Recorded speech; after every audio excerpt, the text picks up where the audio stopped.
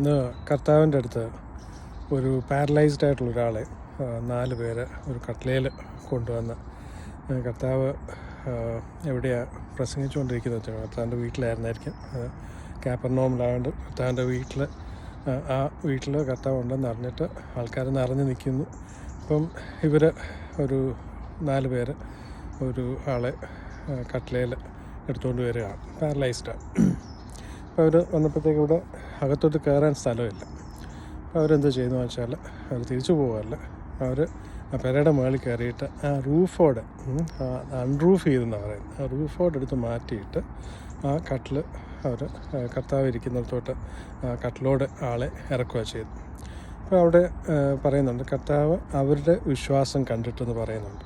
അവരുടെ വിശ്വാസം കണ്ടിട്ട്, അപ്പം വിശ്വാസം എന്നുള്ളത് നമുക്ക് കാണാൻ പറ്റും, പ്രവൃത്തികളിൽ നമുക്ക് കാണാൻ പറ്റും. ഒരാളുടെ വിശ്വാസമാണെങ്കിലും അവിശ്വാസമാണെങ്കിലും ഭയമാണെങ്കിലും ഇതെല്ലാം തന്നെ നമ്മുടെ ആക്ഷൻസിൽ, ഹാബിച്വൽ ആക്ഷൻസിൽ നമുക്ക് കാണാൻ പറ്റും.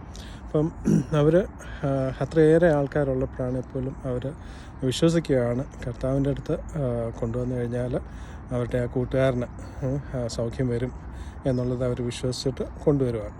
അപ്പം അവിടെയാണ് കർത്താവ് അവരുടെ വിശ്വാസം കണ്ടിട്ടെന്ന് പറയുന്നത്.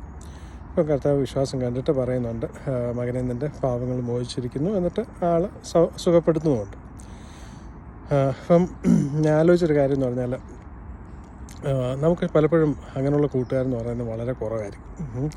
നമ്മൾ കിടപ്പിലായിരിക്കാം, നമ്മൾ ജീവിതത്തിൽ പല രീതിയിലുള്ള പാരലൈസ്ഡ് ആയിട്ടിരിക്കുമ്പോഴത്തേക്ക് നമ്മളെ രക്ഷപ്പെടുത്തണമെന്ന് അവർക്ക് ആഗ്രഹമുണ്ട്.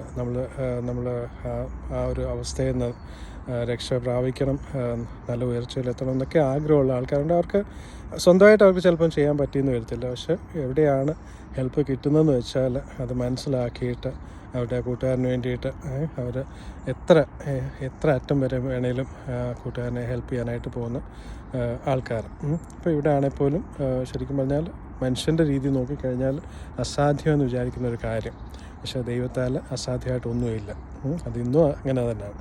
അപ്പോൾ ദൈവത്താൽ അസാധ്യമായിട്ടൊന്നുമില്ല. പക്ഷേ നമ്മൾ ദൈവം അയക്കുന്ന ആൾക്കാരെ നമ്മൾ എത്രത്തോളം അത് റെക്കഗ്നൈസ് ചെയ്യുന്നുണ്ടോ എന്നുള്ളത്.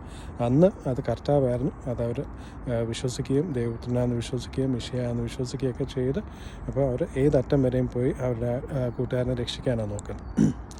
പക്ഷേ ഇതിൻ്റെ നേരെ ഓപ്പോസിറ്റാണ് പലപ്പോഴും. കഴിഞ്ഞ ദിവസമാണെങ്കിലും ഈവിൾ ആയിട്ടുള്ള സ്പിരിറ്റ്സിൻ്റെ ഇൻഫ്ലുവൻസ് ഉള്ള ആൾക്കാരെന്ന് പറയുമ്പോഴത്തേക്ക് ഹോളി സ്പിരിറ്റ് ഉണ്ട്, ഈവിൾ സ്പിരിറ്റ്സ് ഉണ്ട്. അപ്പം ഏതാണോ ഡോമിനേറ്റ് ചെയ്യുന്നതെന്ന് വെച്ചാൽ ഇതിൻ്റെ നേരെ ഓപ്പോസിറ്റായിട്ടായിരിക്കും പലപ്പോഴും അവിടെ ആൾക്കാർ കൂടുതലാണ്. കർത്താവ് പറഞ്ഞ പോലെ സ്വർഗത്തിലേക്ക് പോകുന്ന ആൾക്കാർ കുറച്ചായിരിക്കും, അവിടെ ഇടുങ്ങിയ വഴിയുമാണ്, അവിടെ എത്തുന്നവർ കുറച്ചായിരിക്കും, നാശത്തിലേക്ക് പോകുന്നവർ കൂടുതലായിരിക്കും. അപ്പം എപ്പോഴും നാശത്തിലേക്ക് കൊണ്ടുവന്ന ആ ഒരു കൂട്ടുകാരെന്ന് പറയുന്നത് അവരാണെങ്കിൽ പോലും നല്ല സുഖമായിട്ടിരിക്കുന്ന ഒരാളായിരിക്കും. ആ പുള്ളി എങ്ങനെയും കിടപ്പും അല്ലെങ്കിൽ മരണത്തിലേക്ക് വരെ കൊണ്ടുവന്ന രീതിയിലുള്ള സ്പിരിച്വൽ ഇൻഫ്ലുവൻസ് ഉള്ള ആൾക്കാരായിരിക്കും. അവർ ആ രീതിയിൽ ഇൻഫ്ലുവൻസ്ഡ് ആയിട്ട് നാശത്തിലേക്ക് കൊണ്ടുപോകാനായിട്ടായിരിക്കും നോക്കുന്നത്. അപ്പം എപ്പോഴും അങ്ങനെയുള്ള ആൾക്കാരുടെ എണ്ണം കൂടുതലായിരിക്കും. വളരെ ഫേക്കായിട്ടുള്ള റിലേഷൻഷിപ്സ് ആയിരിക്കും. പുറമേയുള്ള എത്ര അടുപ്പമുള്ള ബന്ധങ്ങളാണെന്ന് പറഞ്ഞാൽ പോലും അത് വളരെ ഫേക്കായിട്ടുള്ള റിലേഷൻഷിപ്സ് ആയിരിക്കും. അത് ഇമ്മീഡിയറ്റ്ലി അത് വളരെ ടെംപ്റ്റിംഗ് ആയിരിക്കും, പക്ഷേ അത് നാശത്തിലേക്ക് പോകുന്നതുമായിരിക്കും. അങ്ങനെയുള്ളവർ കൂടുതലുമായിരിക്കും. പക്ഷേ